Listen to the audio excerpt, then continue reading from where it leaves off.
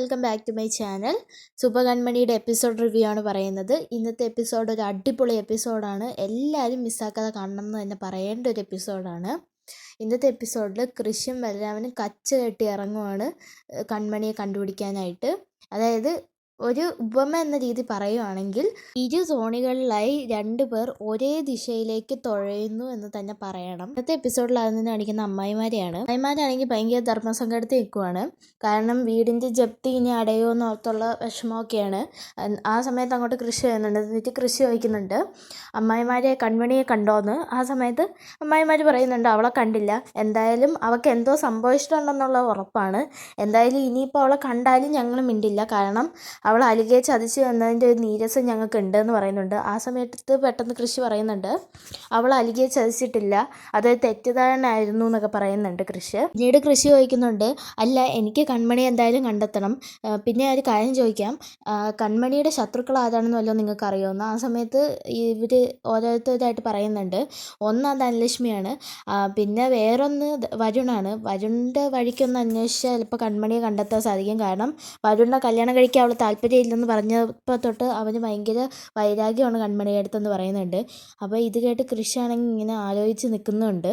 ശേഷം മറ്റൊരമ്മായി പറയുന്നുണ്ട് എന്തായാലും ആ ധനലക്ഷ്മി ചിലപ്പോൾ അവൾ എന്തെങ്കിലും ചെയ്യാൻ സാധ്യതയുണ്ട്, അവളുടെ അടുത്തേക്ക് ഒന്ന് പോയാൽ കാര്യങ്ങളൊക്കെ ഏകദേശം മനസ്സിലാവാൻ സാധ്യതയുണ്ടെന്ന് പറയുന്നുണ്ട്. ആ സമയത്ത് പെട്ടെന്ന് കൃഷി പറയുന്നുണ്ട് എടാ മഹി, എന്തായാലും എല്ലാത്തിൻ്റെ അടിസ്ഥാന കാരണക്കാരി വിദ്യയാണ്, അതുകൊണ്ട് തന്നെ വിദ്യ എവിടെയാണെന്ന് കണ്ടെത്തി അവളെ നമ്മളെ കസ്റ്റഡിയിലാക്കണം എന്ന് പറയുന്നുണ്ട്. ആ സമയത്ത് മഹി എടാ എന്നാൽ പിന്നെ ഞാൻ വിദ്യയെ പോയി കണ്ടെത്താമെന്ന് പറഞ്ഞ് പോകുന്നുണ്ട്. പിന്നീട് കൃഷി ആണെങ്കിൽ കൺമണിയുടെ വീട്ടിലേക്ക് പോകുന്നുണ്ട്.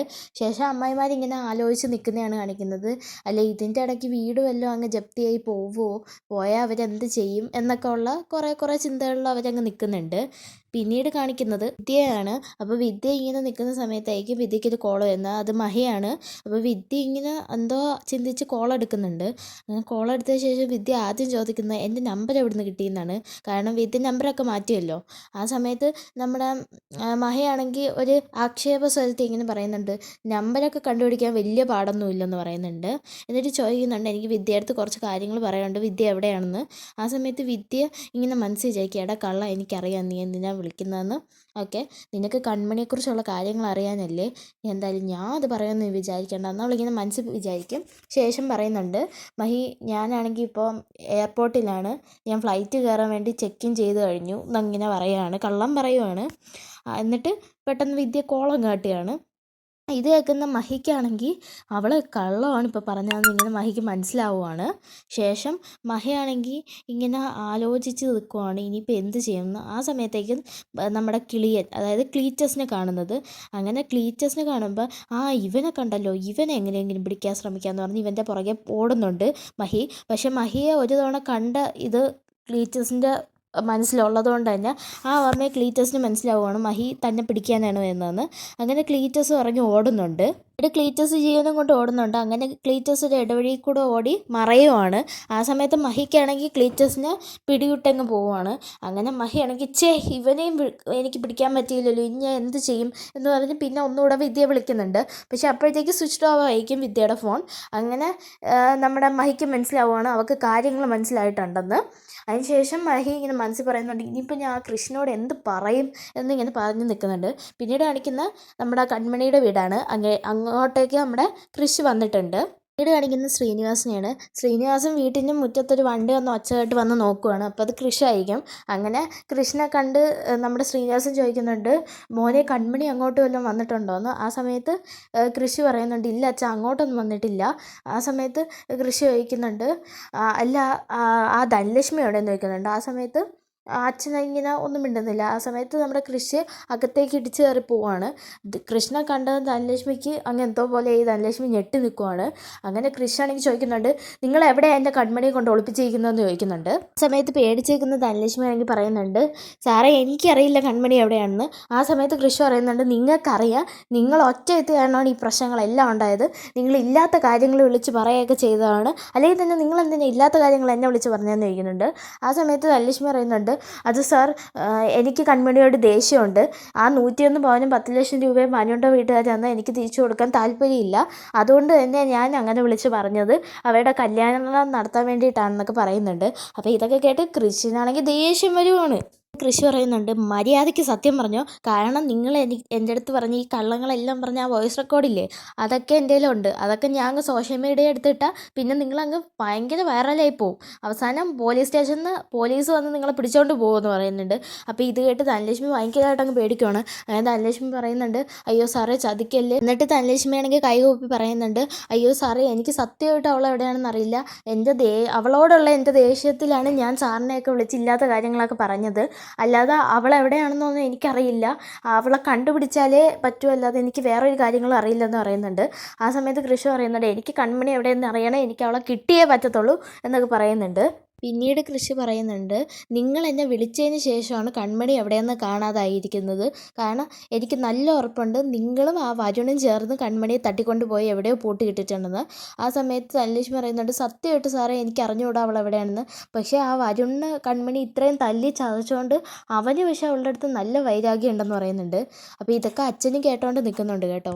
പിന്നീട് ധനലക്ഷ്മി പറയുന്നുണ്ട്, ക്രിസാറിന് ഓർമ്മയുണ്ടായിരിക്കും അന്ന് ക്രിസാറിൻ്റെ വീട്ടിൽ വെച്ച് ക്രിസാറിനെ ആരോ ആക്രമിക്കാൻ വന്നു എന്ന് പറഞ്ഞ് അവൾ ആളറിയാതെ വരുണിനെ കയറി അടിച്ചതും ആ കാര്യമൊക്കെ. അതുകൊണ്ട് തന്നെ വരുണിന് അവളോട് നല്ല വൈരാഗ്യം ഉണ്ടെന്നൊക്കെ പറയുന്നുണ്ട്.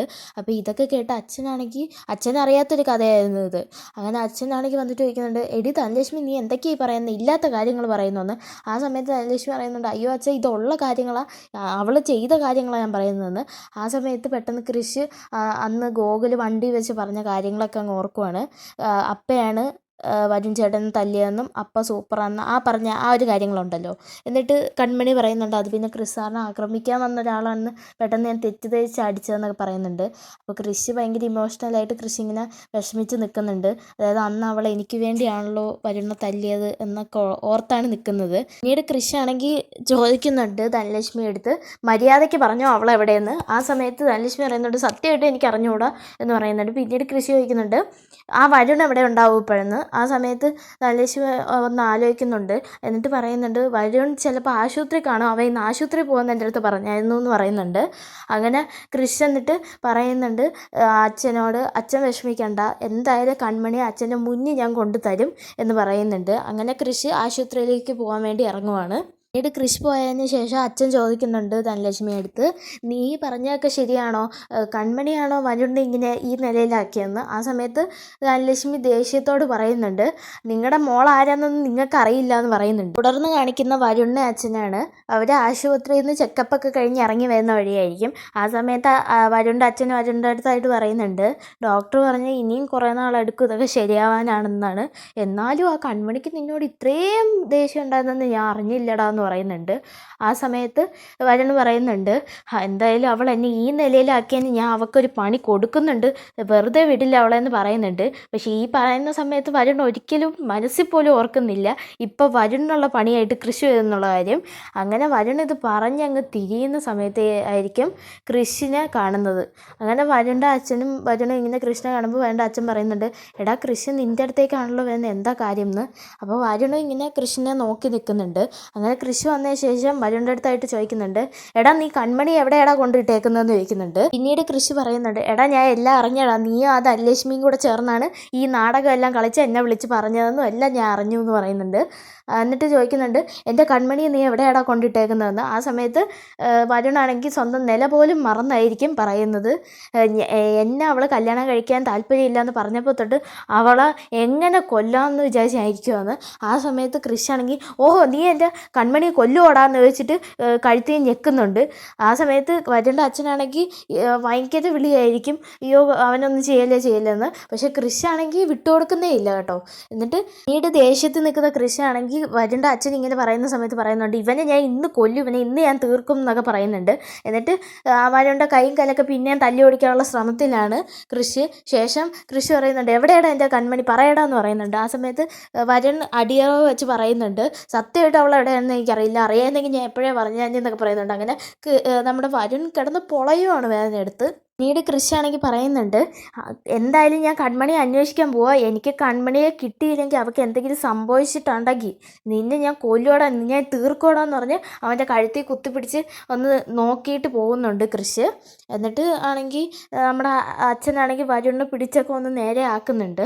ശേഷം വരുണിൻ്റെ അച്ഛൻ പറയുന്നുണ്ട്, എടാ നിന്നെ മൊത്തത്തിൽ അവൻ പെരുമാറിയിട്ട് പോയല്ലോ, ഇനി നമുക്ക് ഒന്നുകൂടെ ആശുപത്രിയിലേക്ക് പോകാമെന്ന് പറഞ്ഞ് വരുണിനെയും പിടിച്ചുകൊണ്ട് പതുക്കെ പതുക്കെ ആശുപത്രിയിലേക്ക് നടന്നു പോകുന്നുണ്ട് വരുണിൻ്റെ അച്ഛൻ.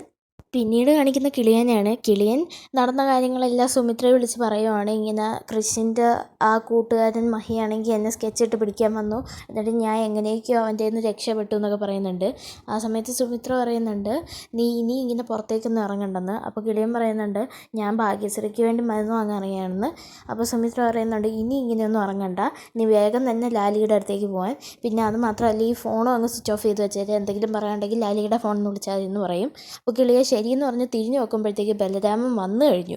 ബലരാമൻ കിളിയനെ മുന്നേ സ്കെച്ചിട്ട് വെച്ചേക്കുമായിരുന്നു. അങ്ങനെ ബലരാമൻ വന്നു കഴിഞ്ഞു. അങ്ങനെ ബലരാമൻ കിളിയനെ അടിച്ച് വണ്ടിയിലേക്ക് കയറ്റുന്നുണ്ട്. എന്നിട്ട് വണ്ടിയിൽ ഡിക്കിയിലേക്ക് കയറ്റിയിട്ട് ബലരാമൻ കിളിയനെയും കൊണ്ട് മറ്റൊരു സ്ഥലത്തേക്ക് പോകുകയാണ്. അങ്ങനെ ഒരു 2-3 എപ്പിസോഡുകൾക്ക് ശേഷം കൺമണിയെ കാണിക്കുവാണ്.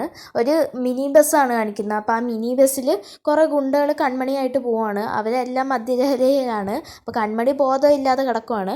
അങ്ങനെ അവർ കുറേ പാട്ടൊക്കെ പാടുന്നുണ്ട് അതിൻ്റെ അകത്ത് മദ്യലഹരിയിൽ നിന്ന്. ശേഷം കൺമണിയെയും കൊണ്ട് അവരങ്ങ് പോവുകയാണ്. കൺമണി ഇതൊന്നും അറിയുന്നില്ല കേട്ടോ. അങ്ങനെ ഒരു വലിയ ഗോഡൗണിൻ്റെ അടുത്തേക്ക് ആ മിനി ബസ് പോവുകയാണ്. എന്നിട്ട് ആ ഗോഡൗണിൻ്റെ ഷട്ടർ അങ്ങ് തുറന്ന് ഈ ഗുണ്ടകളെല്ലാം കൂടെ കൺമണിയെ കൊണ്ടുപോകുന്നുണ്ട് ആ ഗോഡൗണിൻ്റെ അകത്തേക്ക്. എന്നിട്ട് പിന്നീട് കാണിക്കുന്നത് നമ്മുടെ കിളിയനെയാണ്. കിളിയനെ അങ്ങനെ ബലരാമൻ വേറൊരു സ്ഥലത്ത് കൊണ്ടുപോയിട്ട് അവിടെ ഇട്ടടിക്കുന്നുണ്ട്. എന്നിട്ട് ചോദിക്കുന്നുണ്ട്, എവിടെയാടാ കൺമണി എന്ന് ചോദിക്കുന്നുണ്ട്. നിനക്കറിയാം എവിടെയാ കൺമണി, അമ്മ നിൻ്റെ അടുത്ത് എല്ലാം പറയും, എവിടെയാ കൺമണി എന്ന് ചോദിക്കുന്നുണ്ട്. ബലരാമൻ ആ കിളിയനായിട്ട് പൊതിരെ തല്ലുവാണ് കേട്ടോ. ആ സമയത്ത് കിളിയൻ പറയുന്നുണ്ട്, ബോസ് എന്നെ എത്ര തല്ലിയിട്ടും കാര്യമില്ല, എനിക്കൊന്നും അറിയില്ല, ബോസിൻ്റെ അമ്മയ്ക്ക് മാത്രമേ എന്തെങ്കിലും അറിയാമെങ്കിൽ അറിയത്തുള്ളൂ, അല്ലാതെ എനിക്കൊന്നും അറിയത്തില്ലെന്ന് പറയുന്നുണ്ട്. ആ സമയത്ത് ബലരാമൻ പറയുന്നുണ്ട്, എനിക്കറിയാം നിനക്കെല്ലാം അറിയുന്നു, എൻ്റെ സ്വഭാവം നിനക്കറിയാമല്ലോ, ഞാൻ കൊന്നു കളയും നിന്നെന്ന് പറഞ്ഞ് ബലരാമൻ ഈ കിളിയൻ്റെ കോളറിൽ പിടിക്കുന്നുണ്ട്.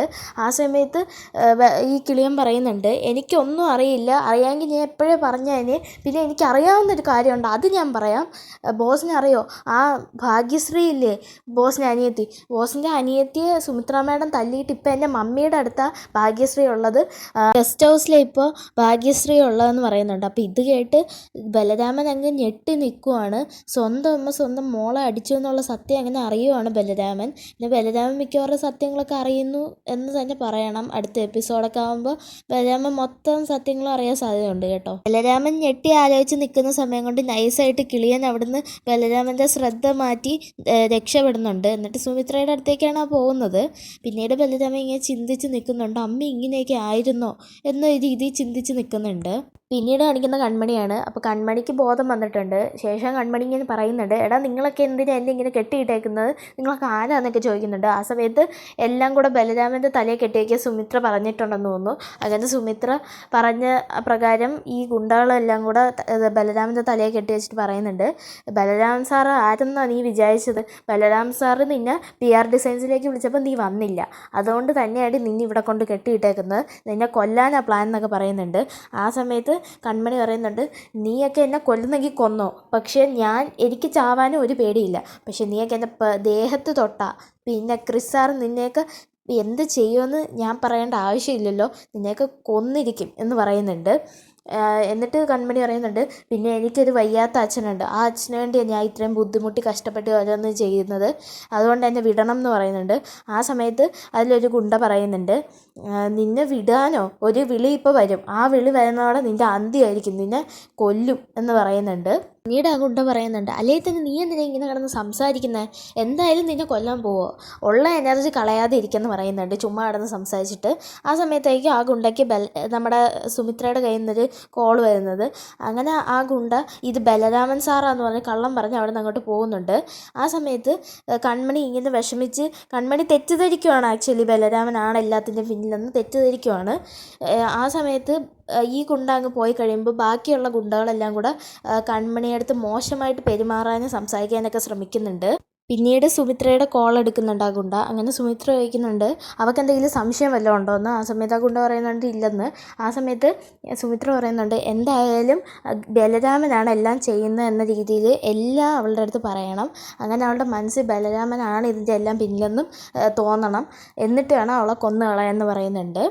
പിന്നീട് സുമിത്ര പറയുന്നുണ്ട് നിങ്ങൾക്ക് വേണ്ട കാശും കാര്യങ്ങളൊക്കെ ഞാൻ തരുമെന്ന്. ആ സമയത്ത് ഗുണ്ട പറയുന്നുണ്ട് എന്തായാലും അവൾക്ക് ഇതുവരെ ഒരു സംശയവും തോന്നിയിട്ടില്ല, ഇനി സംശയത്തിന് ഒരു ഇട കൊടുക്കത്തുമില്ല, പിന്നെ മാഡം പറഞ്ഞ പോലെ തന്നെ എല്ലാം ചെയ്യാം എന്ന് പറയുന്നുണ്ട്. എന്തായാലും കൊട്ടേഷൻ അല്ലേ, എല്ലാം ചെയ്തേക്കാം എന്ന് പറഞ്ഞ് കോള് കട്ട് ചെയ്യുന്നുണ്ട് ആ ഗുണ്ട. വീഡിയോ ഇഷ്ടപ്പെട്ടാൽ ലൈക്ക് ചെയ്യുക, ഷെയർ ചെയ്യുക, സബ്സ്ക്രൈബ് ചെയ്യുക. Thank you.